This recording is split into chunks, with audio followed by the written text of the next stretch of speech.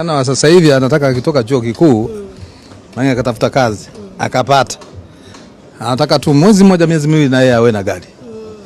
Sasa mara nyingi sasa utakuta mangine watu wa namna hiyo hawadumu. Kwa sababu uwezi ukanunua gari na mshahara. Lazima la sivyo uibe, uhujumu uchumi, si ndio bana? Baada ya hapo mangine anafanya tu mwaka mmoja anazo amefukuzwa kazi huko mtaani. Unaona? Unakuwa ana tamaa sana. Yaani ukianza kuangalia sasa mimi ninavyosema nina mali mpaka kufika hii miaka 62 na maana mpaka zaidi ya miaka 40 ndio fanya nini ujasiriamali mpaka kufika mahali hapa.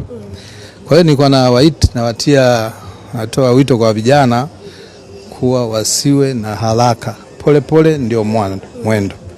Itafika mahali na atafanikiwa atakuwa na mali nyingi kama hizo. Na sawa sawa na kusema mtu sasa hivi utakuta mwingine mkurugenzi anakuwa mkurugenzi mkuu wa TPA, si ndio bana? Lakini huko alikoanza ana miaka zaidi ya 30 huko kazini ndio amefikia mwingine mkurugenzi wa TPA. Angekuwa amefanya haraka ya kutaka mali afanye hivi, nafikiri hata katika hatua hiyo usingeweza kufanya nini kufika.